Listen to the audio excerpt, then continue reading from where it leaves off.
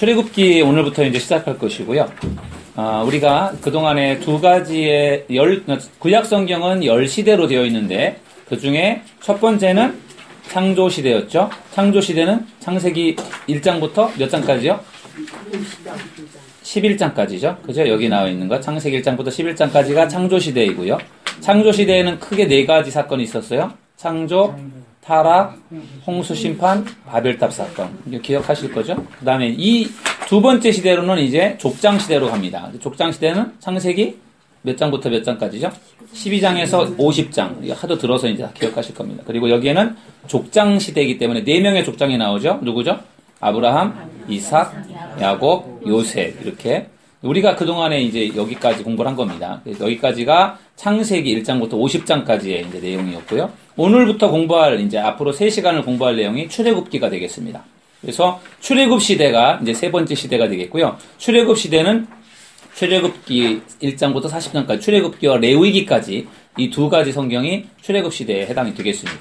그래서 출애굽기를 먼저 우리가 공부할 텐데 1장부터 12장까지는 애굽에서의 어떤 그런 일들이 나와 있고요. 13장부터 18장까지는 광야에서의 생활들, 그다음 19장에서 40장까지 시내산에서의 어떤 그런 율법을 받는 그러한 부분들이 나와 있습니다. 그래서 이제 출애굽기 이제 오늘은 1장부터 12장, 그다음 다음번에는 그 다음 이렇게 세 번에 걸쳐서 출애굽 시대에 대해서 출애굽기에 대해서 공부를 해보도록 하겠습니다. 자, 먼저 여러분들 교재 64페이지 서론을 보겠습니다. 서론. 출애굽기를 누가 썼느냐? 저자에 대한 문제입니다. 누가 썼습니까? 모세가 썼습니다.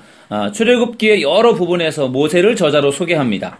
모세의 뒤를 이은 여호수아도 모세의 율법책으로 인정하고 있고, 성경의 다른 책들도 모세를 출애굽기의 저자로 소개하고 있습니다. 예수님도 모세를 출애굽기의 저자로 인정하고 있습니다. 왼쪽에 있는 성경 구절 중에 맨 꼭대기에 있는 17장 14절 같이 읽어보시죠. 시작. 여호와께서 모세에게 이르시되 이것을 책에 기록하여 기념하게 하고 여호수아의 귀에 외워 들리라. 또 밑에 24장 14절이요. 모세가 여호와의 모든 말씀을 기록하고 이른 아침에 일어나 산 아래에 제단을 쌓고, 또 밑에 34장 27절이요.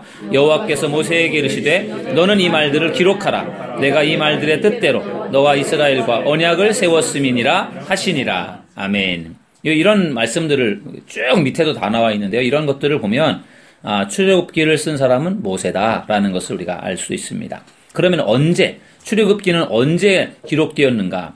여기 보면은 다루는 연대가 있고 기록 연대가 있습니다. 출애굽기는 언제에 있었던 일들에 대해서 다루고 있는가?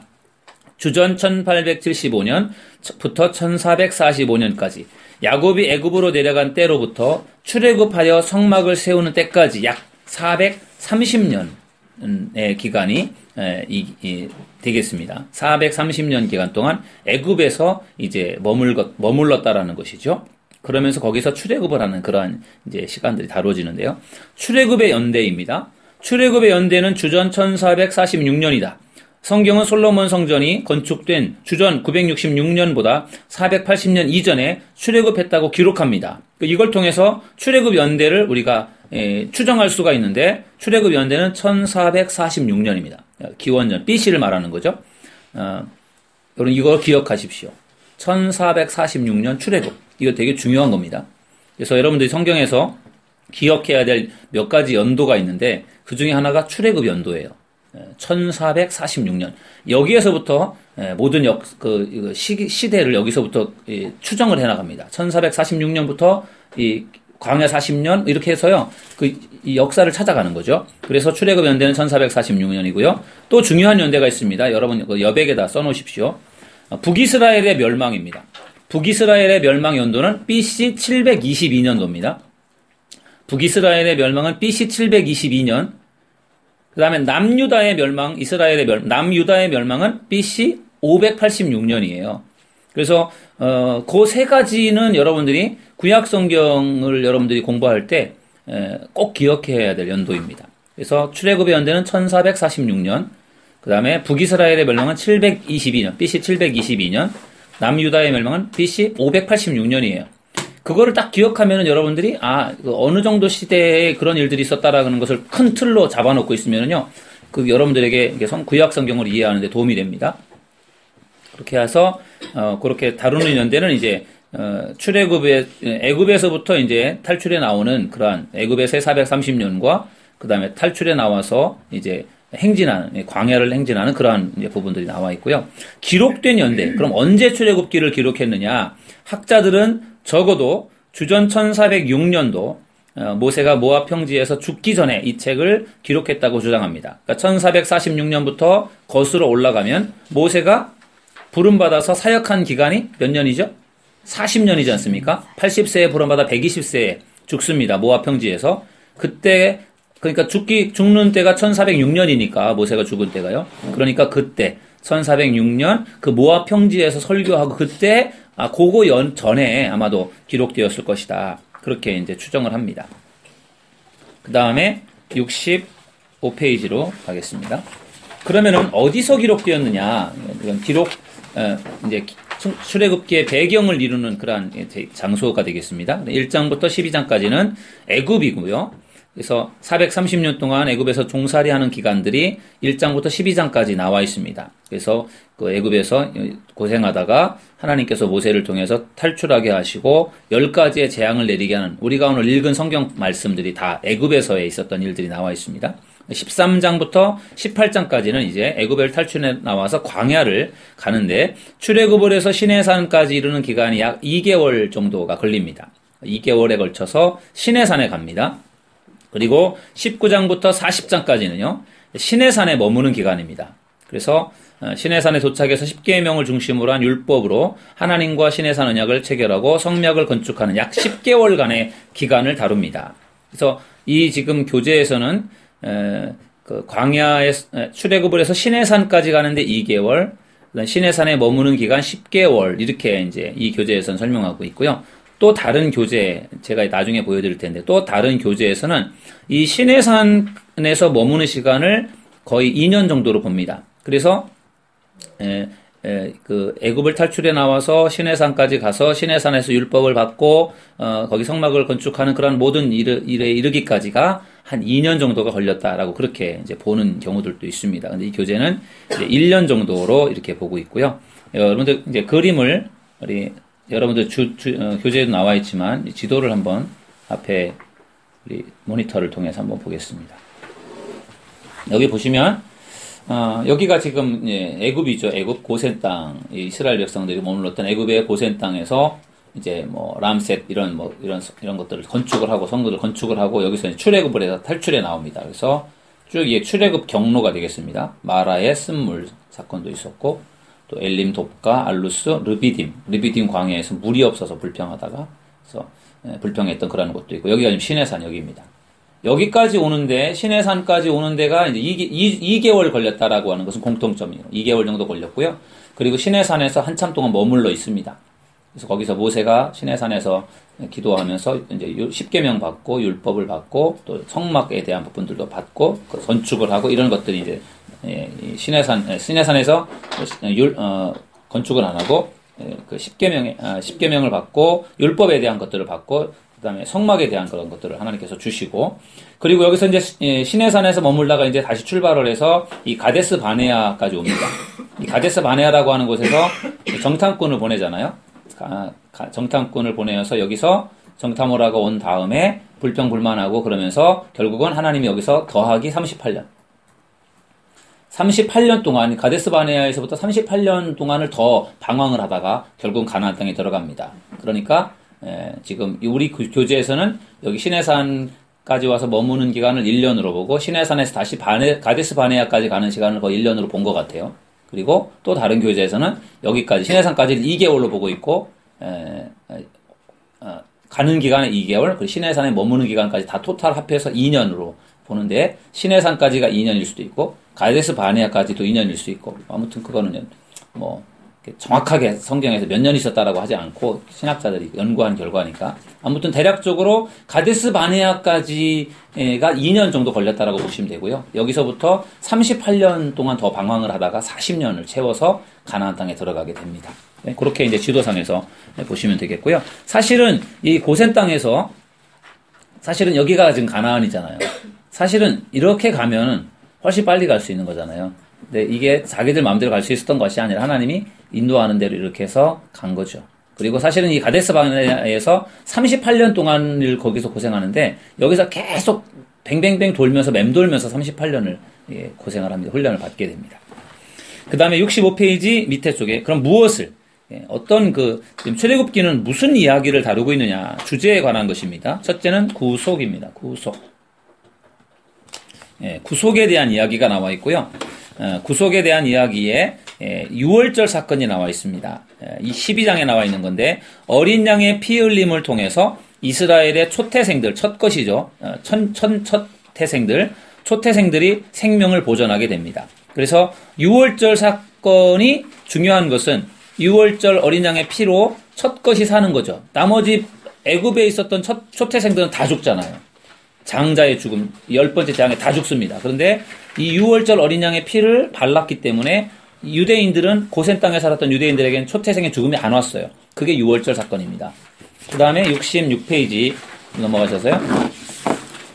구속에 관한 것이고 두 번째는 구원에 관한 것입니다. 출애굽 사건은 5장부터 12장까지가 나와 있는데 출애굽 사건은 구약의 나머지 역사에 뼈대를 제공하는 하나님의 위대한 구원 역사의 예입니다. 이스라엘은 언제나 애굽 땅 종되었던 곳에서 구원해내신 하나님을 기억하며 기도했다. 그러니까 출애굽 사건은 너무나도 중요한 사건이고요. 그러니까 구약 성경에서 혹은 신약 성경까지 이르기에 계속해서 출애굽 사건에 대한 말씀들이 나옵니다. 그래서 정말 애굽에서 430년 동안 노예 생활을 하던 이스라엘 백성들을 하나님께서 모세라고 하는 지도자를 통해서 그곳에서 기가 막힌 방법으로 탈출케 해서 하나님께서 아브라함에게 주겠다고 약속했던 그 가나안 땅에 다시 들어가게 하는 그런 이 놀라운 사건들이죠. 구원에 관한 것이죠. 그래서 이 출애굽 사건이 이제 구원에 관한 부분들을 이제 의미가 있고요. 세 번째 언약에 대한 어떤 그런 중요한 메시지를 담고 있습니다. 성막의 양식, 제사장 제도, 율법, 희생 제사 제도 등 포함된 시내산 언약 19장에서 20장에 나오는 시내산 언약은 이스라엘의 이후 역사를 이해하는 데 있어서 기초가 되는 그런 중요한 언약입니다. 10계명을 핵심으로 한 시내산 언약의 내용은 향후 이스라엘의 역사의 근간을 이루는 중요한 부분이 됩니다. 그 다음에 나번은 출애굽기에 나타난 예수 그리스도입니다. 우리가 지난번에 창세기 공부할 때는 창세기에 나타난 어떤 예수님의 예표들을 우리가 보았잖아요. 출애굽기에도 예수 그리스도에 대한 일종의 예표, 여기 모형이라고 설명을 했는데 그러한 모형들이 많이 나와 있습니다. 첫 번째가 모세입니다. 모세는요, 모세와 그리스도, 예수와 너무 많은 닮은 꼴을 갖고 있어요. 한번 볼게요. 한번 읽어보실까요? 시작. 그리스도와 모세는 둘 다 선지자요, 제사장이요, 왕이었다. 그죠? 모세와 그리스도가요, 굉장히 닮았습니다. 선지자이고, 제사장이고, 왕입니다. 모세는 왕으로 추대되지는 않았지만, 이스라엘의 통치자로 섬겼습니다. 나번을 읽겠습니다. 시작. 그리스도와 모세는 어릴 때 죽음의 위협을 겪었다. 그죠? 여러분들 잘 아실 겁니다. 유아살의 명령으로요, 모세도 바로의 유아살의 명령 때문에 죽을 수밖에 없었지만 살아남았고요. 예수님이 태어났을 때도 헤롯 왕이요, 이스라엘의 왕이 났다는 그 동방박사들의 이야기를 듣고 유아살의 명령을 내려서요, 그때 애굽으로 도망을 갑니다. 거기 있으면 죽으니까. 그래서 그때 예수님도 어렸을 때 죽을 뻔했지만 위기로 살아남았고, 하나님께서 피할 길을 주셔서 살게 되죠. 어릴 때 죽음의 위기를 넘겼다라는 점에서 공통점이 있고요. 다 한번 읽어보시겠습니다. 시작. 그리스도와 모세는 자발적으로 권력과 부를 거절했다. 히브리서 11장 24절에서 26절, 여러분 왼쪽에 보시면 히브리서 바로 옆에 히브리서 11장 24절에서 26절이 있습니다. 같이 한번 읽어보실까요? 믿음으로 모세는 장성하여 바로의 공주의 아들이라 칭함받기를 거절하고 도리어 하나님의 백성과 함께 고난받기를 잠시 죄악의 낙을 누리는 것보다 더 좋아하고 그리스도를 위하여 받는 수모를 애굽의 모든 보화보다 더 큰 재물로 여겼으니 이는 상 주심을 바라봄이라. 아멘. 왕자로서의 많은 그런 특혜를 가지고 있었지만 그것을 다 뿌리치고 그것을 놓습니다. 그걸 거절합니다. 그리고 미디안 광야로 도망을 칩니다. 예수님도 하늘 보좌, 높고 높은 하늘 보좌를 다 내려놓고 이 땅에 낮고 천한 모습으로 오셔서 십자가에 달려 돌아가시잖아요. 자발적으로 권력과 부를 거절하는 그러한 모습의 동통점을 볼 수 있고요. 라번 읽겠습니다. 그리스도와 모세는 구원자다. 구원자입니다. 모세는 애굽 땅 종되어 있던 이스라엘을 출애굽시키는 구원자고요. 예수님은 죄에 매여 종노릇하던 우리를 구원하는 분입니다. 그런 점에서 둘 다 구원자입니다. 마번 그리스도와 모세는 법수여자다. 법수여자입니다. 법수여자라는 것은 법을 받은 사람이라는 이야기죠. 모세는 하나님으로부터 율법을 전해받아 백성들에게 율법을 수여했습니다. 출애굽기 20장부터 40장까지 율법을 받는 그러한 내용들이 나와 있고요. 예수님은 새 계명을 너희에게 주노니 서로 사랑하라. 내가 너희를 사랑한 것 같이 너희도 서로 사랑하라. 이렇게 하나님께서 예수님을 통해 새로운 계명을 주셨을 때 그것이 법 수여자라는 차원에서 둘이 공통점을 가지고 있다. 이렇게 볼 수 있겠습니다. 67페이지 보시면 그리스도와 모세는 중보자다. 그죠? 중보자입니다. 그 가데스 바네아에서 정탐꾼들이 가나안 땅을 정탐하고 온 다음에 불평불만하지 않습니까? 거기서 우리를 애굽으로 돌아가게 해달라는 등 막 불평불만을 할 때 하나님께서 화가 나셔서 불뱀을 통해서 막 다 물어 죽게 하잖아요. 그때 모세가 기도하지 않습니까? 살려달라고 제발 나의 이름이 생명록에서 지워지는 한이 있더라도 백성들을 좀 살려달라고 그렇게 기도해서 하나님이 놋뱀을 통해 살게 하시죠. 그때 모세의 중보 기도가 나와 있고요. 예수님도 중보자시죠. 제자들을 위해서 우리를 위해 기도하시는 중보자라는 점에서 그리스도와 모세가 비슷한 그런 부분들을 가지고 있습니다. 굉장히 닮은 꼴을 가지고 있습니다. 6월절입니다. 6월절이 예수님의 모형을 보여주고 있습니다. 예수님은 6월절 어린 양으로 죽임을 당했습니다. 예수님 안에서 내가 피를 볼 때 너희를 넘어가리니 이 출애굽기 12장 13절이라는 이 말씀이 새롭게 성취되었습니다. 6월절 어린 양은 예수 그리스도를 상징하라는데요. 신약에서 예수 그리스도의 마지막 최후의 만찬의 그 저녁 식사가 6월절 식사인 것은 결코 우연이 아닙니다. 예수님이 제자들과 마지막 최후의 만찬을 할 때 6월절이었습니다. 그때가 6월절 식사를 합니다. 근데 그거는 어떻게 보면 그것이 예수님이 본인이 6월절을 통해서 6월절 어린 양을 잡아 먹지만 본인이 6월절 어린 양이다라고 하는 것을 상징적으로 보여준 거라는 거죠. 그래서 6월절의 어린 양과 예수 그리스도 사이에 지금 도표에서 비교를 하고 있는데 밑에 있는 도표를 한번 보시겠습니다. 6월절 어린 양은 제물은 반드시 양이나 염소여야 됐다. 예수 그리스도는 하나님의 어린 양. 하나님의 어린 양. 여러분 그 맨 꼭대기에 오른쪽 성경 구절 맨 꼭대기에 있는 요한복음 1장 29절 읽어보시겠습니다. 시작. 이튿날 요한이 예수께서 자기에게 나오심을 보고 이르되 보라 세상 죄를 지고 가는 하나님의 어린 양이로다. 아멘. 이 세례 요한이 상당히 통찰력이 있었습니다. 세례 요한은요 예수님을 딱 보면서 하나님의 어린 양이구나. 세상 죄를 지고 가는 하나님의 어린 양이구나라고 하는 것을 딱 알아차렸어요. 예수님은 하나님의 어린 양이었습니다. 6월절 어린 양과 똑같습니다. 예수님이. 두 번째 칸은 6월절 어린 양은 반드시 흠이 없고 점이 없는 것이어야 되고요. 예수 그리스도는 흠이 없고 점 없는 어린 양이었고요. 또한 6월절 어린 양 세 번째 줄은 양은 바쳐질 때 생명에 있어서 최상의 것이어야 됐고요. 예수님도 그리스도께서 죽으실 때 성인으로서 최상의 전성기였고요. 33세.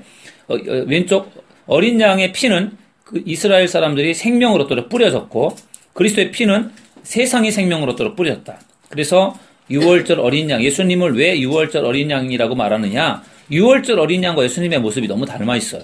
6월절 어린 양의 피로 모든 유대인들이 그 장자의 죽음, 그러한 엄청난 죽음에서 그들이 살게 된 것처럼 예수님의 피가 모든 세상의 죄를 용서하고 사람들을 살게 했다라는 점에서 예수님을 6월절 어린 양의 어떤 모형이다. 그렇게 볼 수 있다라는 거죠. 그 다음에 세 번째는 출애굽입니다. 출애굽은 예수 그리스도와 함께 죽고 예수 그리스도와 함께 사는 세례를 상징합니다. 출애굽은 세례를 상징합니다. 그래서 출애굽을 할 때 어디를 건너서 출애굽을 해요? 홍해바다를 건너잖아요. 홍해바다. 그 홍해바다를 건넌다고 할 때 홍해바다가 양쪽으로 갈라지면서 그 사이로 건너지 않습니까? 그것을 일종의 신학자들이 세례로 보는 거죠. 홍해 바다를 통과해 갈 때 그것이 하나의 세례라고 보는 거예요. 애굽을 탈출해 나오면서 그 죄되었던 땅, 노예되었던 땅을 탈출해 나오면서 세례로 씻었다는 거죠. 세례라고 하는 것이 뭐냐?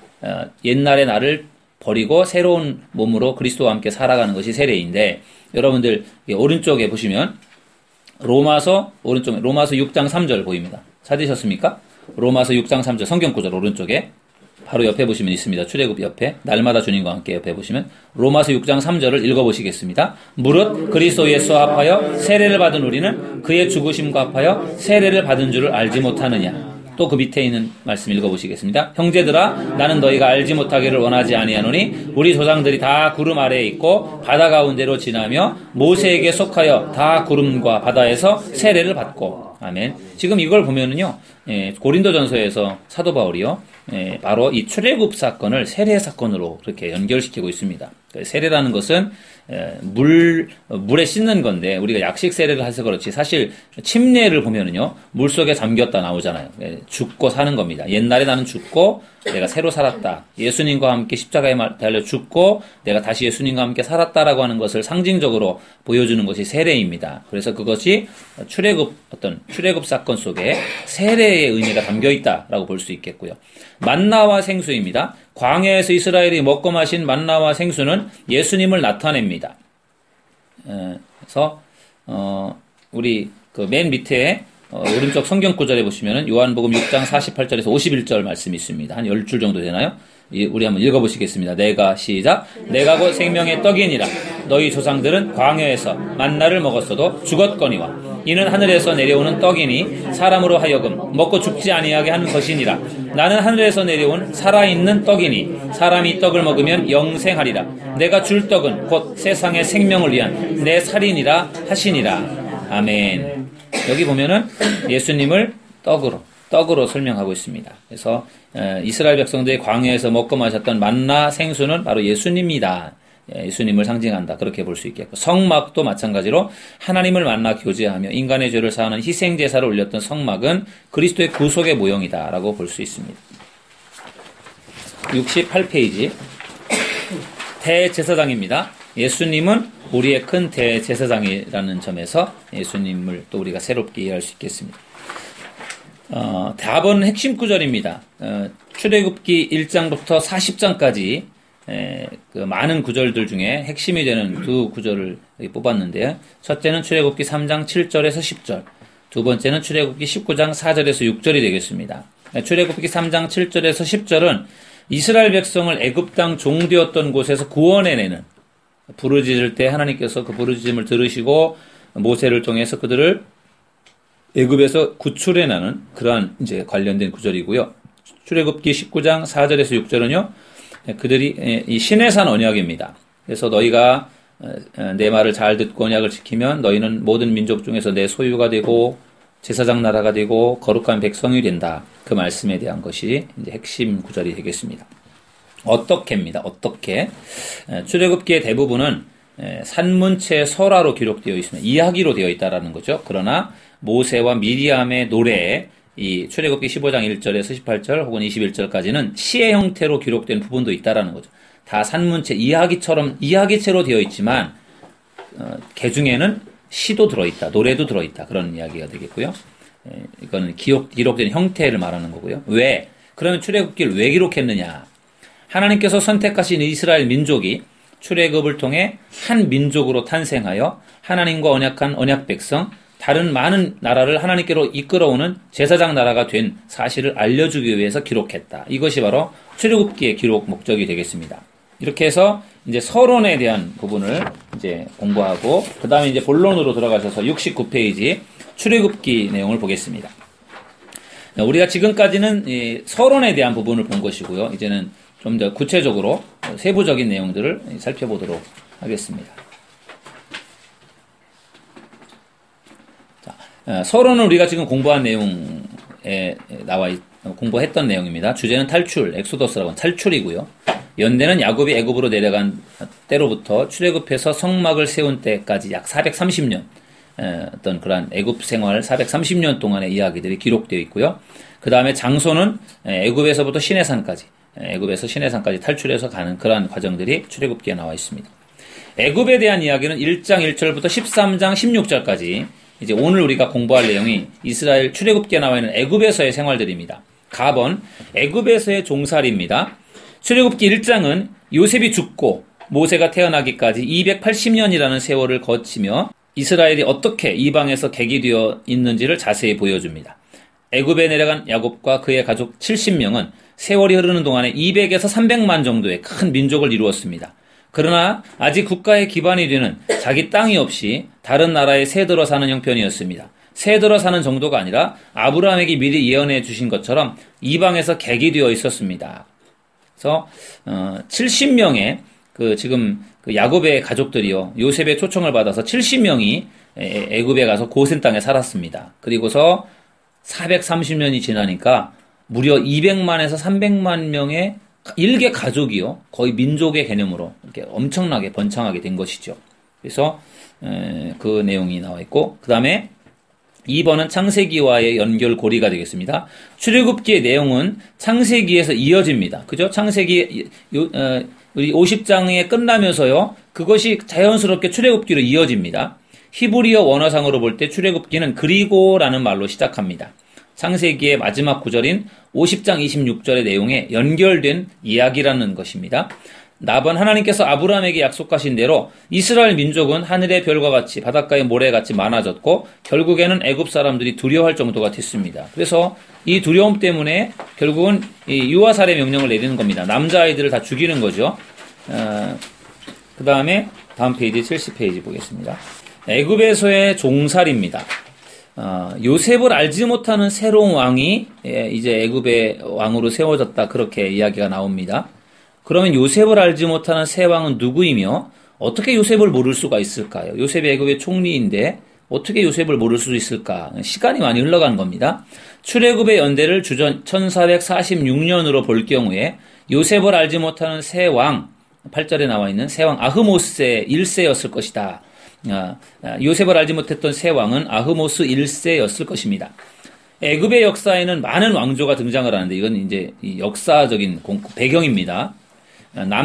남북 왕조 이후에 12왕조가 등장했으나 강력한 무기를 가진 기마민족 힉소스 왕조에게 정복당합니다. 17왕조까지 이어진 힉소스 왕조는 셈 족속 아시안 계열의 이민족이었습니다. 그렇기 때문에 히브리인이었던 요셉을 애굽의 국무총리로 세울 수 있었던 것입니다. 특별히 요셉이 실시한 토지 매입 정책은 힉소스 왕조의 영토를 넓히고 부강하게 해주었습니다. 그래서 힉소스 왕조는요, 요셉의 가족들에게 극진한 대접을 해주었던 겁니다. 그래서 이러한 극진한 대접을 받았었는데, 그런데 이후에 힉소스 왕조는 애굽의 본토인들에게 무너지고 18왕조가 등장합니다. 이 18왕조는 히브리인과 같은 이민족들을 배척했습니다. 18왕조를 세운 1대 왕은 아흐모스 혹은 아하모스라고도 하는 아흐모스인데, 힉소스 왕조의 마지막 시대에 한 지방의 장관이었으나 실력을 키워서 다른 지방 장관들과 힘을 모아 힉소스 왕조를 무너뜨리고 새 왕조를 수립했습니다. 그를 이어 아멘호텝 1세, 투트모스 1세가 다스립니다. 계속 애굽의 왕들입니다. 그런데 투트모스 1세는 아들을 낳지 못하고 하셉수투라는 공주만 낳았습니다. 하셉수투 공주는 이복동 형제인 투트모스 2세와 결혼을 했지만 이들 역시 딸을 낳았고 그 딸은 일찍 죽었습니다. 투트모스 2세는 하셉수트 공주와의 사이에 아들이 생기지 않자 후궁을 들여서 투트모스 3세를 낳습니다. 모세는 투트모스 2세가 일찍 죽고 투트모스 3세가 아직 어릴 때 섭정을 하게 되는 하셉수트 공주의 눈에 띄어서 그녀의 양자가 된 겁니다. 그러니까 여러분들 뭐 여기 여러 사람들의 이름이 나와서 헷갈리고 이해가 선뜻 안 될 텐데요. 우리가 그 출애굽기에서 읽을 때 나오는 그 바로의 딸 공주라는 사람이 여기 하셉수트 공주예요. 거의 공주라기보다는요, 여왕 수준입니다. 굉장한 권력을 가지고 있는 사람이에요. 그리고 우리가 보통 성경에서는 애굽의 왕들을 다 바로왕에서 똑같은 사람인 것 같은데요. 바로왕이라는 것은 거의 애굽의 왕의 어떤 애굽의 왕을 바로왕이라고 그렇게 불렀고요. 그들의 이름은 여기 밑에 연대표에 나와 있는 왕들처럼 이름이 다 달라요. 아흐모세, 아멘호텝, 투트모스, 하셉, 이렇게 1세, 2세, 3세, 이렇게 해서 굉장히 왕들의 이름이 다양합니다. 그러니까 우리가 보통 바로왕 이렇게 말하는데 그것이 여러 실제적인 이름은 다 달라요. 자, 이 하셉수투라는 것을 여러분들 이것만 읽어가지고는 여러분 잘 이해가 안 될 것 같아서 제가 하셉수투에 대해서 제가 조금 더 설명을 해드리겠습니다. 제가 이제 정리한 건데요. 제가 쓴 글이라서 여러분 잘 보일지 모르겠지만 이게 지금 출애굽기 2장에 나오는 바로의 딸 공주를 말합니다. 우리가 읽은 말씀 중에 이 힉소스 왕조가 이제 물러나고 애굽 18왕조 시대가 펼쳐지는데 이 18왕조라고 하는 왕조의 초대 왕이 아흐모스라고 되어 있는데 제가 본 그 주석에서는 아하모스라고 되어 있습니다. 아무튼 아하모스라고 하는 이 왕이 18왕조의 초대 왕입니다. 그 다음에 두 번째 왕이 아멘호텝입니다. 아들이죠. 아들에게 왕권을 이어줬습니다. 아멘호텝이 아들을 낳지 못하고 딸을 낳습니다. 딸을 낳고 그리고 딸과 투트모스 1세와 결혼을 합니다. 딸이 이 당시에 여왕이 될 수도 있었습니다. 근데 여왕을 시키기보다는 사위를 왕으로 세운 거죠. 어차피 아들이 없으니까 왕을 세워야 되는데 딸의 남편인 그 사위를 투트모스 1세를 왕으로 세운 겁니다. 그래서 이 투트모스 1세와 이 아멘호텝의 딸이 결혼했으니까 이 사이에서 태어난 딸이 하셉수트입니다. 무남 동료예요. 이 하셉수트가 바로의 딸 공주입니다. 하셉수트가. 이 사람이 왜 이렇게 강력한 사람인가 보면요. 지금 공주로 태어났잖아요. 그죠? 왕과 왕후 사이에서 공주로 태어났습니다. 하셉수트가. 무남 동료예요. 그러니까 이 하셉수트가 사실은 여왕이 될 수 있는 거예요. 왜냐면 아들이 없으니까요. 여왕이 될 수 있었는데 역시 이 하셉수트도 여왕이 되지 않고요. 결혼을 합니다. 결혼을 해서 이 투트모스 2세라는 사람하고 결혼을 해서 여기에서 이 투트모스 2세가 왕이 되는 거죠. 이 여왕을 안 하고 그냥 공주의 어떤 왕후가 되는 것이고 투트모스 2세가 왕이 됩니다. 그런데 투트모스 2세와 하셉수트 사이에서 결혼했는데 딸을 낳은 겁니다. 아들을 못 낳았어요. 또 딸을 낳아요. 근데 이 딸이 일찍 죽어요. 그리고 이 투트모스 2세가 이 하셉수트가 자식을 낳지 못하고 딸을 낳고 딸도 죽고 하는 상황에서 아들을 낳아서 왕위를 계승해야 되기 때문에 투트모스 2세가 궁녀를 첩으로 들여서 자식을 낳았는데 그 사람이 바로 투트모스 3세예요. 그리고 투트모스 2세가 일찍 죽어요. 그리고 이러면서 투트모스 3세가 태어나는데 이러다 보니까 결국은 하셉수트의 그 첩을 통해서 태어난 투트모스는 아주 어린애잖아요. 어린애고 하셉수트는 나이가 제법 있는 그런 실권을 가지고 있는데 이 하셉수트가 모세를 양녀로 삼은 거예요.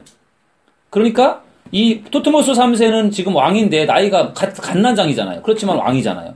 그러니까 투트모스 3세가 20살이 될 때까지는요. 거의 하셉수트가 거의 왕 노릇을 한 거죠. 왕의 어머니로서. 그죠? 어머니죠. 이복 아들이. 왕의 어떤 거의 이 바로 왕이 이 투트모스 3세인데 이 사람이 어렸기 때문에 실제로는 하셉수트가 20년 동안을 거의 통치권을 장악해서 간 거죠. 그러니까 이 하셉수트라는 사람이 우리가 생각하는 바로의 딸이라고 할 때 왕의 딸 정도가 아니라요. 거의 여왕 수준입니다. 그래서 거의 통치하는 사람이고 그렇기 때문에 이 사람 밑에서 양자가 된 모세는 굉장한 그런 배경을 갖고 자란 거죠. 그러니까 우리가 생각하는 바로의 딸이 그냥 공주 수준이 아니고요. 굉장한 권력을 가지고 있는 사람입니다. 거의 왕권자라고 그렇게 볼 수 있을 만큼 강력한 힘을 가지고 있던 사람이에요. 그런 배경에서 이 사람을 통해서 모세가 이제 살게 되는 거죠. 그러니까 그런 것들을 보면은 좀 더 이 하셉수트, 그 공주에 대한 그런 파워가 얼마나 막강했는지를 알 수 있고요. 그 다음에 교재를 계속 보겠습니다. 71페이지. 71페이지 보시면 노역입니다. 계속 지금 출애굽기 성경이 앞에서부터 진행되고 있는데 노역.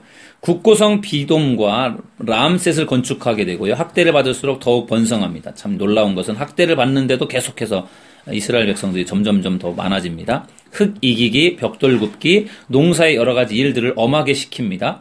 산파를 통해서 남아살의 명령을 내립니다. 너무 이스라엘 히브리인들이 많아지니까요. 남자아이들을 의도적으로 죽입니다. 시브라와 부하는 하나님을 두려워해서 애굽왕의 명령을 어기고 남자아이들을 살려줍니다. 죽이지 않고 살려줍니다. 산파들은 하나님을 경외하기 때문에 하나님이 그들의 집안을 흥왕하게 하셨다. 성경이 말씀하고 있죠. 아들을 나일강에 던집니다. 그래서 이 당시에 태어난 많은 남자아이들이 거의 대부분의 남자아이들이 결국은 죽을 수밖에 없었습니다.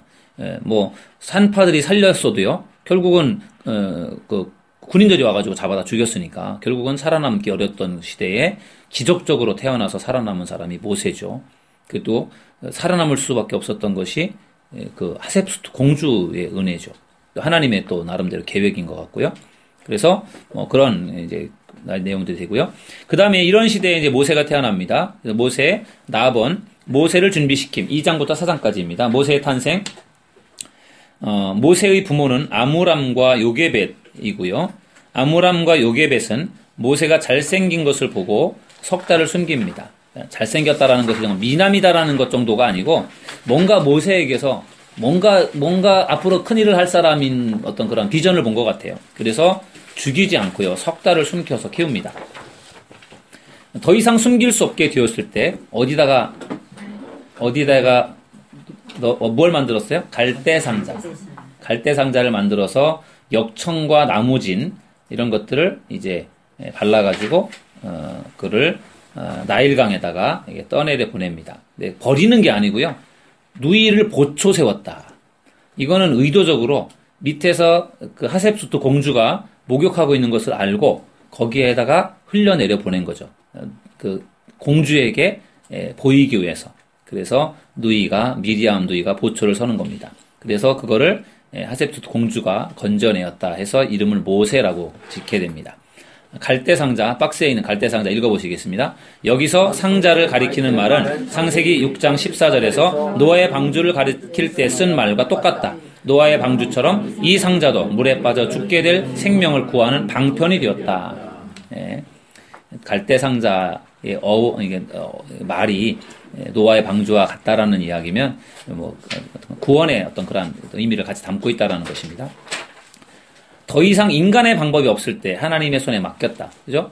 3개월을 몰래 숨겨서 키웠지만 더 이상은 이거는 뭐 더 이상 감춰 키울 수 없는 상황이었고 포기하고 버리는 차원이 아니라 이건 하나님의 손에 맡기는 차원으로 했다라는 거죠.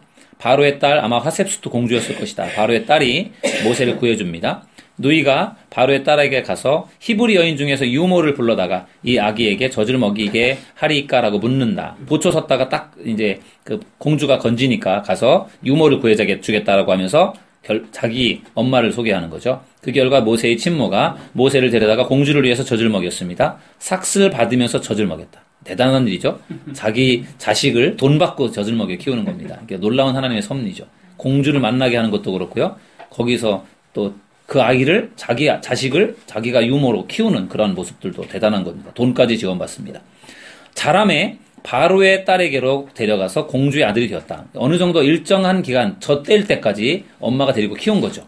특별한 그 왕의 어떤 그 하셉수트의 그런 배려 속에서 특별히 그 아이를 유모로 데려서 기르게 된 거죠. 그리고 그러면서 너가 히브리 사람이고 뭐 어떤 그런 그 교육을 시킨 것이고요. 어느 정도 성장이 된 다음에는 이제 공주가 그를 데려간 거죠. 그러면서 이제 이집트의 왕자가 되는 거죠. 모세는 그러니까 이 모세가 그 투트모스 1세보다도 나이가 좀 더 많은 거죠. 투트모스 3세 그 당시에 바로 왕보다도 나이가 좀 많은 상태. 모세는 전형적인 애굽식 교육과 유대식 양육을 동시에 받으면서 균형 있게 자랐습니다. 모세는 지배를 받는 하층민에서부터 지배를 하는 왕족에 이르기까지 한 민족을 이끄는 지도자라는 최종적인 목표를 향해 착실한 준비를 하며 자랐습니다. 그러니까 다양한 것을 경험합니다. 미디안으로 도망갑니다. 2번.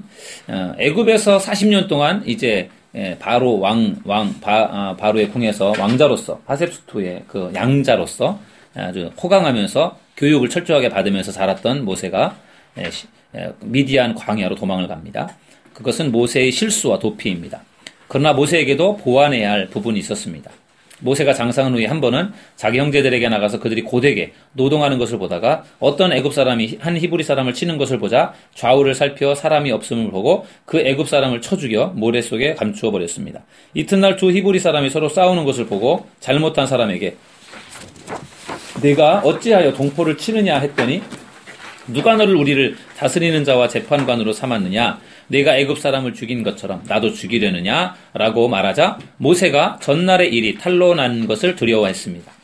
그리고 바로가 이 일을 듣고 모세를 죽이려고 하자 모세가 바로의 낯을 피하여 미디안 땅으로 도망을 갑니다.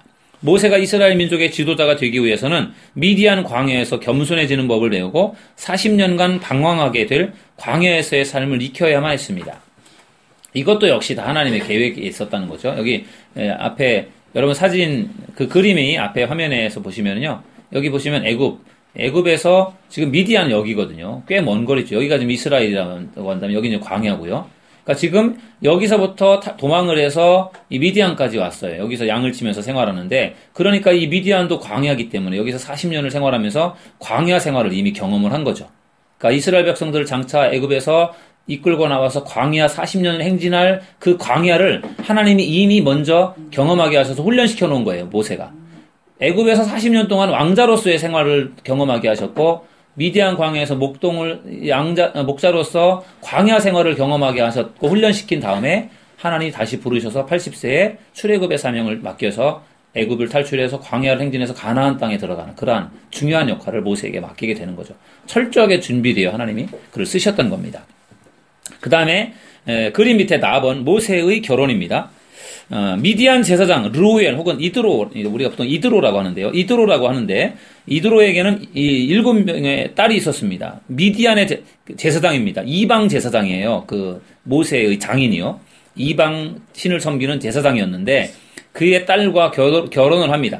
그들이 우물에 와서 물을 길어 구유에 채우고 양떼에게 먹이려 하는데 목자들이 와서 그들을 쫓아내었습니다. 그러다 모세가 일어나서 그들을 도와서 그 양떼에게 물을 먹였습니다. 르우엘이, 그러니까 이드로가 모세를 청해서 음식을 대접하게 되고 모세가 르우엘과 동거하는 것을 기뻐하고 르우엘이 그의 딸 십보라를 모세에게 아내로 줍니다. 그래서 모세가 십보라와 결혼을 합니다. 아들을 낳았습니다. 게르솜 라는 그러한 아들을 낳게 됩니다.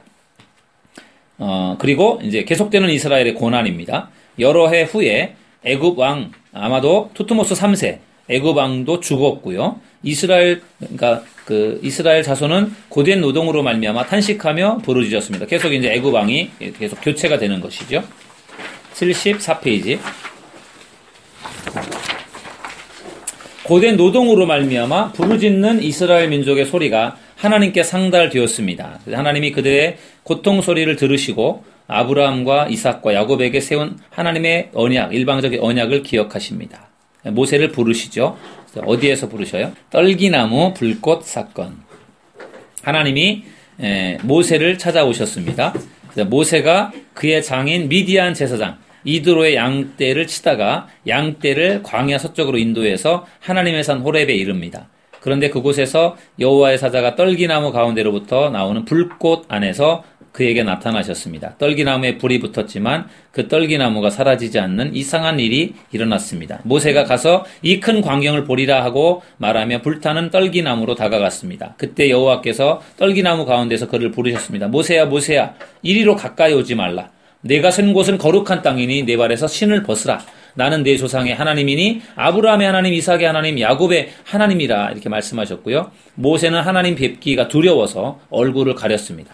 그 당시로서 하나님을 만나는 것은 죽음이라고 생각했기 때문에 하나님을 만나는 것 자체가 두려웠으며 얼굴을 가렸습니다. 하나님께서 모세를 찾아오신 이유는 과연 무엇일까요? 출애굽기 3장 7절에서 10절. 여러분 왼쪽에 성경 구절이 나와 있습니다. 창세기 3장 7절로 10절 좀 길긴 하지만 한번 읽어보겠습니다. 시작. 내가 애굽에 있는 내 백성의 고통을 분명히 보고 그들의 감독자로 말미암아 부르짖음을 듣고 그 근심을 알고 내가 내려가서 그들을 애굽인의 손에서 건져내고 그들을 그 땅에서 인도하여 아름답고 광대한 땅, 젖과 꿀이 흐르는 땅, 곧 가나안 족속, 헷 족속, 아모리 족속, 브리스 족속, 히위 족속, 여부스 족속의 지방에 데려가려 하노라. 이제 내가 너를 바로에게 보내어 너에게 내 백성 이스라엘 자손을 애굽에서 인도하여 내게 하리라. 아멘. 하나님께서 모세를 찾아오신 이유는 바로 그거 맨 끝에 있는 겁니다. 내 백성 이스라엘 자손을 애굽에서 인도하여 내는 출애굽의 사명을 모세에게 맡기기 위해서 하나님이 모세를 부르시고 찾아오신 거죠. 답은 거절하는 모세, 인내를 가지고 부르시는 하나님. 이것이 여러 번에 걸쳐서 나와 있습니다. 보겠습니다. 하나님은 초지일관하시다. 모세는 스스로 나서서 쓰임받겠다고 한 것이 아니라 하나님이 택하신 사람입니다. 내가 하나님 일하겠습니다. 이렇게 나선 게 아니고요. 하나님이 택하여 부르셨습니다.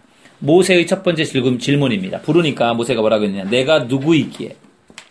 모세는 이스라엘 민족이 자신을 지도자로 인정해주지 않을 것이라고 생각했습니다. 당연하겠죠? 바로의 왕자로서 40년을 살았던 이 모세를 이스라엘 백성들이 누가 인정해주겠습니까? 인정 안 해주겠죠. 말을 해도 안 듣겠죠? 그러니까 자신이 없었습니다. 내가 누군데 그 사람들이 내 말 듣겠습니까? 저를 인정해주겠습니까? 이렇게 말을 하는 거죠. 75페이지입니다. 거기에 대해 하나님의 대답입니다. 내가 반드시 너와 함께 있으리라. 네가 그 백성을 애굽에서 인도하여 낸 후에 너희가 이 산에서 하나님을 섬기리니 이것이 내가 너를 보낸 증거니라. 이렇게 말하죠. 모세가 두 번째 질문합니다. 그의 이름이 무엇이냐? 하나님의 두 번째 대답. 나는 스스로 있는 자라. 구약 성경에 나타난 가장 중요한 신학적 계시 가운데 하나입니다. 하나님은 영원 자존자이시고 시작과 끝이 없는 영원 무궁한 존재입니다. 스스로 있는 자라는 이름은 모세가 하나님께 붙여준 이름이 아니라 이 이름은 하나님께서 백성들에게 알려주시는 이름입니다. 하나님이 나는 스스로 있는 자다라고 하면서 자신을 계시해 주신 것이죠. 그래서 중요한 하나님의 어떤 계시라고 보겠고요. 아브라함의 하나님, 나번요. 이삭의 하나님, 야곱의 하나님이라고 하는 이 말씀이 나오거든요. 하나님의 변하지 않는 본성에 대해서 말해줍니다. 수백 년 전에 족장들을 통해서 언약해 주신 내용을 수백 년 이후에 모세를 통해서 이루시는 신실하신 하나님을 나타내 보여줍니다. 이 세상은 변화무쌍하고 믿을 수 없지만 변하지 않는 하나님 안에서 안정감과 안전을 얻을 수 있다는 것이고요. 하나님은 이랬다 저랬다 장난꾸러기가 아니시고 하나님은 어제나 오늘이나 동일하신 분이십니다. 그분은 믿고 따를 수 있는 분이라는 거죠. 그래서 하나님이요, 변함이 없으세요. 여전히 하나님께서 약속하신 것들을 이루시는 하나님이시고 아브라함의 하나님, 이삭의 하나님, 야곱의 하나님인 것처럼 내가 너희의 하나님이다라고 하는 것을 말씀해 주는 거죠. 모세의 세 번째 질문입니다. 그들이 나를 믿지 아니하며 내 말을 듣지 아니하고 이르기를 여호와께서 내게 나타나지 아니하셨다 하리이다. 사람들이 내 말 안 들을 겁니다. 그렇게 질문하니까 하나님께서 또 세 번째 대답하십니다. 내 손에 있는 것이 뭐냐? 지팡이를 땅에 던지자 뱀이 됩니다. 하나님이 꼬리를 잡으라고 말씀하십니다. 뱀은 꼬리를 잡으면 손을 물게 됩니다. 그래서 뱀은 머리를 잡습니다. 그죠? 뱀 잡을 때 머리를 잡으면 꼼짝 못 하거든요. 그런데 모세가 꼬리를 잡으라고 할 때 꼬리를 잡습니다. 순종하면서 뱀의 꼬리를 잡으니까 뭐가 됐습니까? 지팡이가 됐습니다. 순종하는 그런 모습들을 볼 수가 있죠. 그 다음에 76페이지. 내 손을 품에 넣으라. 그렇게 하나님께서 말씀하시죠. 손에 그래 품에 넣었더니 나병이 생겨서 눈같이 되었고요. 다시 품에 넣었다가 꺼내보니까 원래의 모습으로 회복이 되었습니다. 나일 강물을 조금 떠다가 땅에 부어라. 그렇게 말해서 나일 강물을 떠서 부었더니 피가 되었습니다. 모세의 네 번째 질문입니다. 나는 본래 말을 잘하지 못하는 자니이다. 모세는 사명자로 부름받은 다음에 본래입니다. 본래 말을 잘못하는 상태에서 혀가 풀려 말 잘하는 상태가 된 것이 아니었다. 여전히 입이 뻣뻣하고 혀가 둔한 자였다. 그러나 하나님은 그런 육체의 한계에 갇혀 지내지 않으신다. 그러니까 하나님 부르셨을 때 입이 뻣뻣하고 혀가 둔했는데 하나님 부르셨을 때 그게 확 한 번에 변해서 이렇게 말을 거창하게 잘하는 그게 아니고요. 본래도 못했지만 여전히 못한다. 그런 이야기입니다. 그러나 그런 연약함을 하나님이 쓰셨습니다. 하나님의 네 번째 대답입니다. 선지자의 사역을 명확하게 그려주는 그림입니다. 말씀입니다. 여러분 왼쪽에 4장 11절에서 12절 우리 왼쪽에 나와 있는 4장 11절 12절을 읽어보시겠습니다. 누가 사람의 입을 지었느냐? 누가 말 못하는 자나 못 듣는 자나 눈 밝은 자나 맹인이 되게 하였느냐? 나 여호와가 아니냐? 이제 가라. 내가 내 입과 함께 있어서 할 말을 가르치리라. 아멘. 저 입이 뻣뻣합니다. 혀가 둔합니다. 이렇게 말하니까 하나님께서 책망하면서 누가 사람의 입을 지었느냐? 누가 말을 못한다고 하느냐? 이제 가라. 내가 너의 입과 함께 있어서 너가 할 말을 가르치겠다. 그러면서 하나님이 그런 거 핑계 대지 말고 가라. 내가 다 도와주겠다. 그렇게 말씀하시죠. 그러니까 또 10번 모세가 다섯 번째 질문을 합니다. 오 주여 보낼 만한 자를 보내소서. 계속해서 거부합니다. 11번 하나님의 다섯 번째 대답. 여호와께서 모세를 향하여 노하셨습니다. 하도 거절하니까 하나님이 화를 내십니다. 5번 부르심에 응답하는 모세입니다. 모세가 하나님의 지팡이를 손에 잡았습니다. 목자의 지팡이와 대조적으로 하나님의 지팡이가 나와 있습니다. 모세는 애굽을 떠난 지 40년 후에 지팡이와 나귀 외에는 가진 것 없이 하나님께 등 떠밀려 애굽으로 돌아갑니다. 그러나 그의 손에 들려있진 지팡이는 한 가족의 생계를 책임졌던 목자의 지팡이가 아니라 한 민족을 애굽 땅 종되었던 곳에서 자유케 할 하나님의 지팡이였다. 그러니까 목자의 지팡이가 이제 하나님의 지팡이로 바뀌어진다라는 거죠. 모세는 아직 완전히 믿지를 못했습니다. 하나님이 명시적으로 부르셨지만 장인에게 이렇게 말합니다. 내가 애굽에 있는 내 형제들에게로 돌아가서 그들이 아직 살아있는지 알아보려고 하오니 나로 가게 하소서. 가서 좀 이렇게 둘러보고 오겠습니다. 그런 식으로 핑계를 대고 가는 거죠. 아직도 자신이 없어요. 77페이지요. 피난편입니다. 피난편. 여러분 성경에 우리가 읽으면서 피난편에 대해서 읽었는데 피난편이 뭔지 여러분 잘 모르실 겁니다. 잘 보세요. 모세가 이제 지금 애굽으로 돌아오는 중입니다. 모세는 미디안에서 40년 지내는 동안에 아들에게 할례도 행하지 않을 만큼 신앙의 기본도 못 갖춘 사람이었다. 아마도 그 애굽 왕자로 있을 때도 그랬고 미디안에 가서 이방인을 신을 섬기는 장인이나 그 딸들하고 생활하는 데 있어서도 아마도 이게 영향이 있었던 것 같아요. 신앙적인 부분에 있어서는 할례를 자식들에게 하지 않습니다. 그래서 길을 가다가 숙소라고 하는 곳에 있을 때에 여호와께서 그를 만나셔서 그를 죽이려고 합니다. 그러니까 자식에게 할례를 행하지 않은 것 때문에 하나님이요 모세를 죽이려고 합니다. 아마도 이것은 아내가 이방인이었기 때문에 아내의 반대로 인해서 할례를 하지 않았던 것 같습니다. 십보라가 아내죠. 모세의 부인이 돌칼을 가져다가 그의 아들의 포피를 베어 그의 발에 갖다 대며 이르되 당신은 참으로 내게 피난편이로다 하니 여호와께서 그를 놓아주셨다. 그러니까 하나님이 그 모세의 아들을 할례를 행하지 않았다고 해서 하나님이 모세를 죽이려고 합니다. 아마도 어떤 치명적인 병에 걸려서 아마 죽기 직전에 있었던 것 같아요. 그런 상황에서 그의 아내 십보라가 아들의 할례를 행합니다. 그래서 모세가 그 당시에는 할례를 할 수 없을 만큼 어떤 그런 연약한 그런 질병 가운데 있었던 것 같고요. 그래서 십보라가 아들의 할례를 행합니다. 그리고 나서 3번에 십보라가 피난편이라고 하면 할례 때문이다. 이게 뭐냐면 무슨 말이냐면요.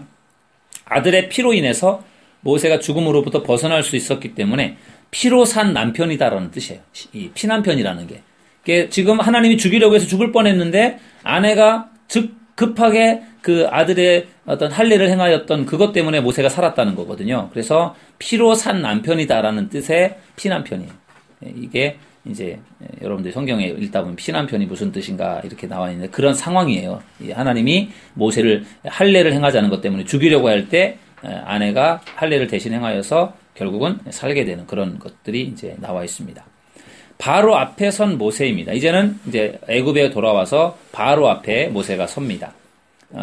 이 보면은요, 모세의 어떤 모세와 아론의 족보를 좀 한번 보겠습니다. 제가 쓴 메모라서 한번 잘 보십시오. 모세와 아론의 계보입니다. 야곱에게는 12명의 아들이 있었습니다. 그죠? 야곱의 12아들. 그 중에 르시, 레위가 셋째 아들입니다. 셋째 아들이 레위가 3명의 아들을 낳았습니다. 게르솜, 고핫, 무랄이라는 세 아들을 낳았고 레위의 아들들 3명이 중심이 되어서 성막을 봉사하는 거라든지 제사를 하는 일이라든지 이런 것들이 레위 자손들이 다 했잖아요. 그래서 특별히 고핫 자손은 주로 이렇게 어깨에 짊어지고 다니는 법궤라든지 귀중한 것들을 옮기는 역할들을 했던 사람들이 고핫입니다.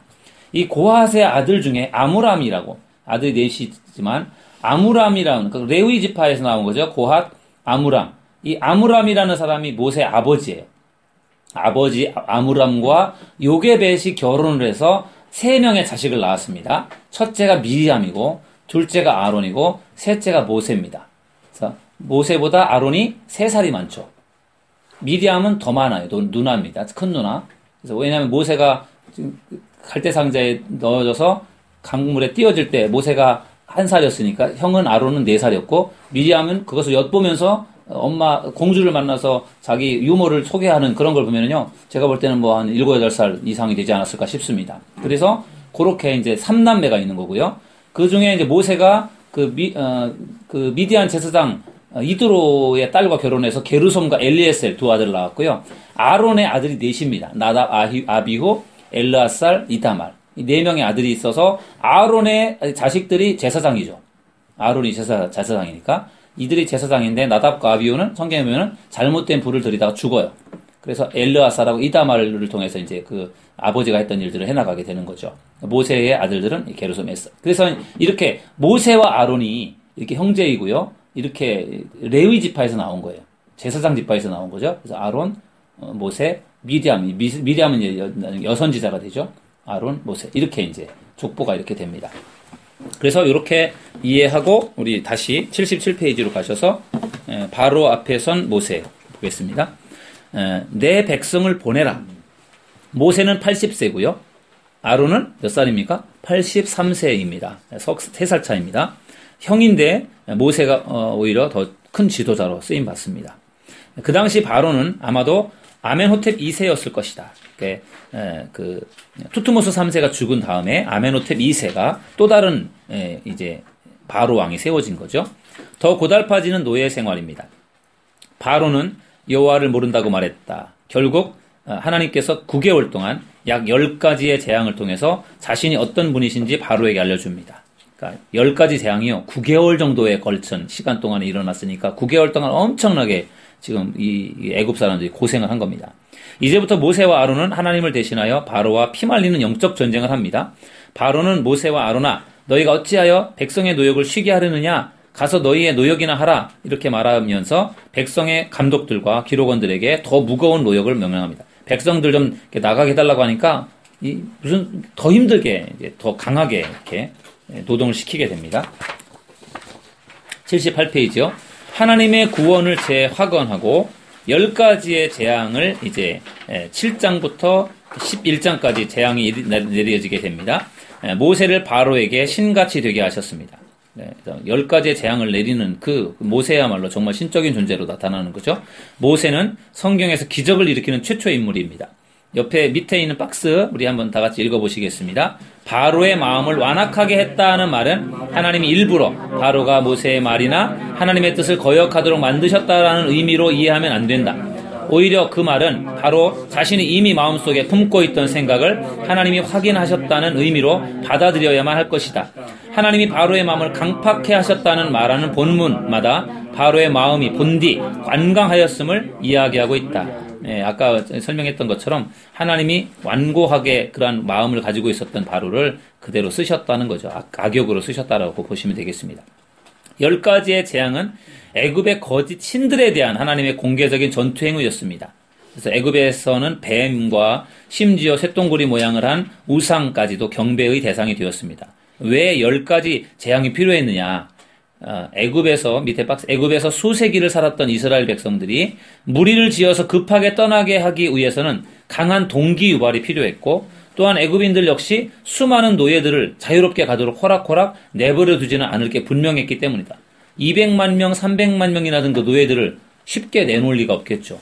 그러니까 아주 그냥 10가지 재앙으로 아주 고생을 죽도록 한 다음에 제발 이제 내보내지 않으면 우리가 죽겠다라고 생각해서 결국은 내보내는 그런 식으로 될 때 10가지 재앙이 그래서 필요했다라는 거죠. 아론의 지팡이가 뱀이 되는 거죠. 애굽의 요술사들도 지팡이로 뱀을 만들었지만 아론의 뱀이 애굽 요술사들의 뱀을 잡아먹고요. 지팡이는 왕의 권위를 상징합니다. 바로의 왕관에는 뱀 모양의 휘장이 달려 있었고 아론의 지팡이가 요술사들의 지팡이를 먹었다는 것은 바로가 아니라 여호와께서 주권자라는 사실을 증명해 주는 것입니다. 79페이지 10가지의 재앙.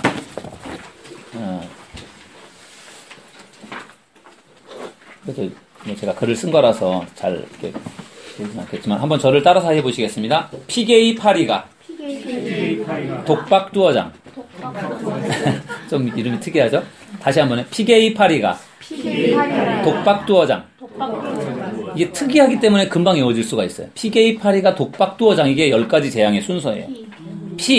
피재앙이잖아요. 두 번째 개구리. 세 번째 이재앙이고요.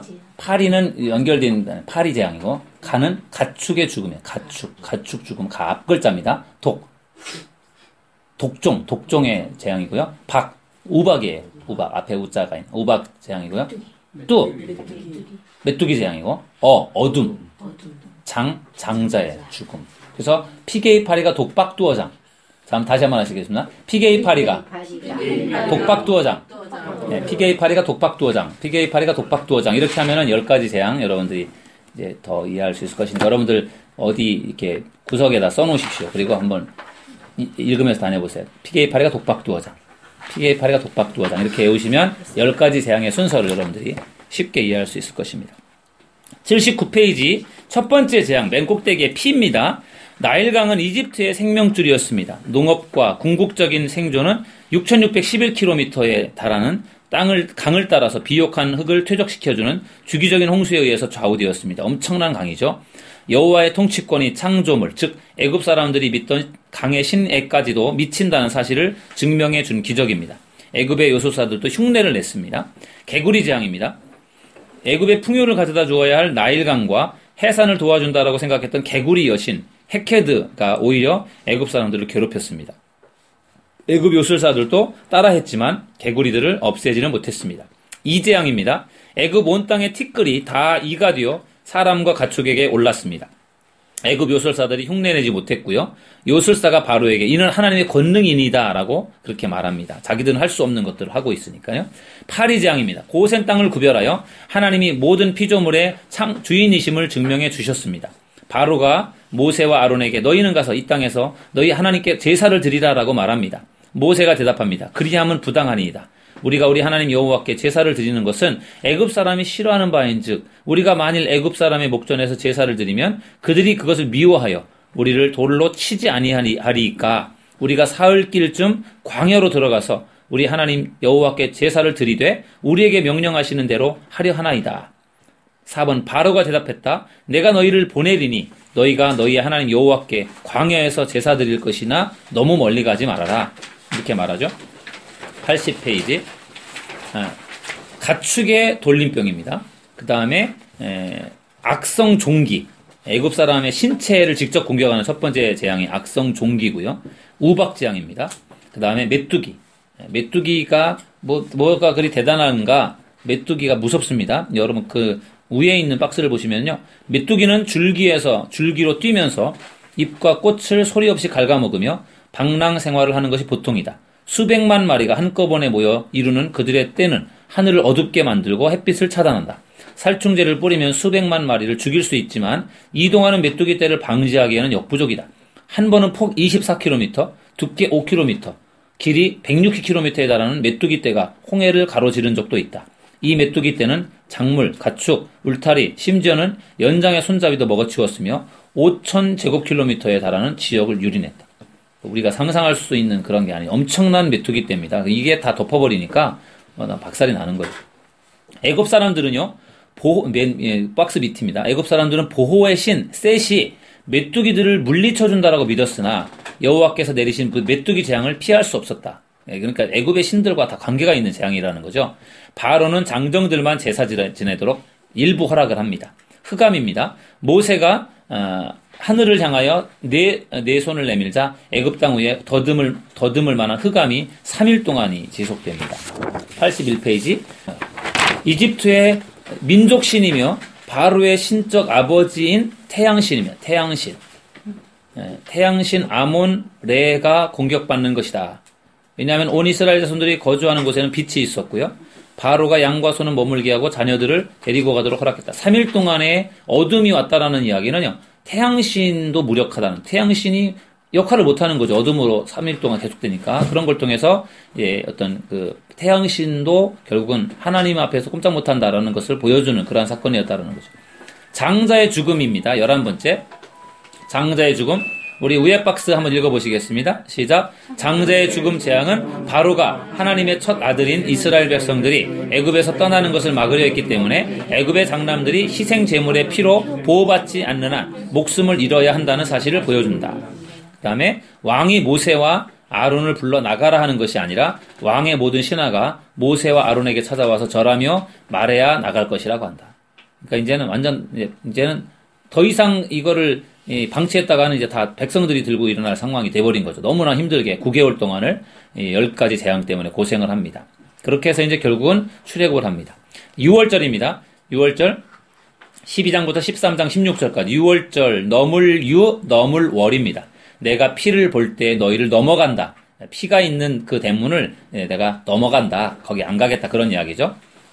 그리고 하나님은 바로에게 박스입니다. 열 재앙을 통해 선택할 수 있는 기회를 주셨다. 무조건 멸망이라는 결론을 내려놓고 시작하셨다면 9번이나 되는 설득 과정은 존재하지 않았을 것이다. 바로와 애굽 백성이 겪은 재앙은 바로의 불순종에 따른 결과물이다. 6월절은 이스라엘의 독립기념일입니다. 그죠? 애굽을 탈출해 나온 날이니까 우리나라의 광복절과 같은 절기이고요. 이스라엘의 정월, 열흘에 각자가 가족 식구대로 흠없고 1년 된 순양이나 순염소를 준비했다가 열 나흘날까지 간직합니다. 열 나흘날 해 질 때에 양을 잡고 그 피를 우슬초로 좌우 문설주와 인방에 바르는 겁니다. 82페이지. 뼈는 꺾지 말고 고기를 불에 구워 무교병과 함께 쓴 나물과 함께 먹는다. 쓴 나물은 애굽에서 겪은 쓰라린 속박을 상징하고 날 것으로나 물에 삶아서 먹지 말고 머리와 다리와 내장을 다 불에 구워 먹는다. 고기는 아침까지 남겨두지 말아야 하고 저녁까지 남은 것은 다 불사른다. 고기 먹는 자세는 허리에 띠를 띠고 발에 신을 신고 손에 지팡이를 잡고 급히 먹어야 한다. 이게 하나님께서 이제 6월절 어린 양을 먹는 방법을 이렇게 말씀해 주신 것이고요. 그 다음에 무교절입니다. 이스라엘은 정월 열나흘날 저녁부터 21일 저녁까지 무교병을 먹어야 했다. 이스라엘 백성을 재촉하여 그 땅에서 속히 내보내려 했기 때문에 이스라엘 백성이 발효되지 못한 반죽 담은 그릇을 옷에 싸서 어깨에 메고 나왔기 때문이다. 스토리텔링을 통한 자녀교육. 이스라엘은 매년 한 주간씩 무교절을 지키면서 하나님께서 출애굽기의 역사를 일으켜 주셔서 발교되지 않은 못한 반죽 담은 그릇을 옷에 싸서 어깨에 메고 나온 구원의 역사를 기념했다. 6월절을 지키면서 무교절을 지키면서 하나님께서 우리를 애굽 땅에서 구원해 주셨다라고 하는 그것을 자녀들에게 가르쳤다라는 겁니다. 초태생을 하나님 앞에 구별해 드렸다. 스토리텔링을 통한 자녀 신앙교육. 자녀들이 초태생을 구별해 드리는 이유를 물어볼 때 이렇게 대답하라고 초태생을 드리는 이유에 대해서 가르쳐 주셨습니다. 그 다음에 제가 그림을 좀 몇 가지 더 설명을 드리겠습니다. 먼저 크로스웨이에 있는 그림을 한번 보겠습니다.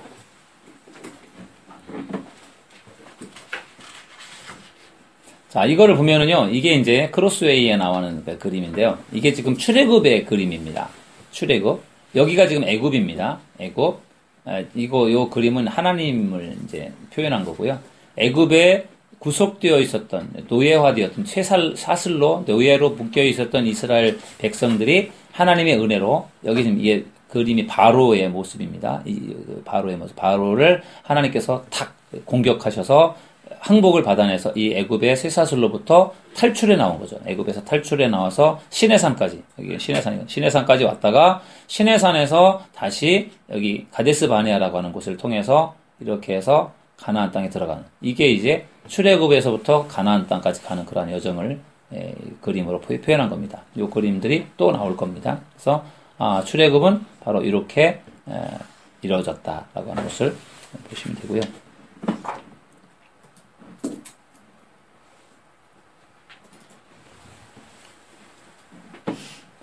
이건 우리가 이제 지난 창세기에서 공부했던 그런 그림이 되겠습니다. 그래서 창세기에 나왔던 큰 네 가지의 사건, 창조, 타락, 대홍수, 바벨탑, 그 네 가지의 사건이 창세기 1장부터 11장까지였고, 우르라고 하는 고향에 있는 아브라함을 하나님이 부르셔서 하란을 통해서 가나안에 들어갔다가 나중에 요셉 때문에 애굽에 이주하는, 거기까지가 창세기였다고 한다면, 출애굽기는 이제 애굽에서 머물던 이스라엘 백성들이 모세라고 하는 지도자를 통해서 애굽을 탈출해서 홍해를 건너서 시내산까지 2개월 동안에 시내산까지 와서 시내산에서 한 1년여 기간 동안 머물게 되는 그 내용이 출애굽기가 되겠습니다. 그래서 우리가 앞으로 공부할 내용은 바로 지금 이제 오늘 공부하는 것은 애굽에서 탈출해서 시내산까지 이제 거의 아직은 안 왔죠. 지금 출애굽에서 오는 과정 속에 있는 거를 우리가 보았고요. 그 다음에 시내산까지 가는 과정과 시내산에서 율법을 받는 내용들, 그게 이제 나머지 출애굽기 공부하는 과정들이 되겠습니다. 여기 보면은 이제 여기는 지금 애굽에서 시내산까지를 2개월로 보았고, 시내산에 머무는 기간을 11개월 19일로 이렇게 좀 보았습니다. 계산을 했고, 그 다음에 그 가데스 바네아에서부터 가나안 땅에 들어갈 때까지를 38년으로, 그래서 거의 이렇게 보면은 이제 40년 이렇게 보는 거죠. 이거는 이제 그 책 쓴 사람이 좀 다르다 보니까 계산 방법이 달랐는데, 우리가 아까 보았던 내용에는 2개월, 여기 10개월로 되어서 1년이라는 시간이 걸렸고요. 그다음 여기서 가데스 바네아까지 가는 시간 1년, 가데스 바네아서부터 38년에서 40년을 이렇게 보면 되겠습니다. 이게 이제 문설주를 이게 어린 양의 피를 문설주에 바르는 거예요. 이게 지금 6월절 그 고센 땅에서 그 장자의 죽음이 임하지 않도록 하나님께서 6월절 어린 양의 피를 바르라고 할 때 어디다 바르느냐? 문설주, 그다음에 이 기둥에다 바른 거예요. 이렇게 하면 여기 죽음의 세력이 오다가 이걸 보고 6월 넘어갔다. 여기에는 이 집에는 죽음의 세력이 임하지 못했으니까 장자가 안 죽은 거죠. 그러니까 고센 땅에는 이렇게 다 준비해놨기 때문에 장자가 죽지 않은 거죠. 양의 피예요. 양의 피, 어린 양의 피 여기 피를 어린 양을 잡아서 6월절 어린 양의 피를 잡아서 그 피를 이제 여기다 바른 거죠. 이게 곧 예수님의 피라는 거죠. 예수님의 피로 우리가 적셔질 때 죽음의 세력을 우리를 넘어뜨리지 못한다. 어린 양이 결국은 예수님과 똑같은 의미를 갖고 있다라는 보시면 되겠습니다. 이렇게 해서 이제 오늘 우리가 공부할 내용들을 공부를 다 했어요.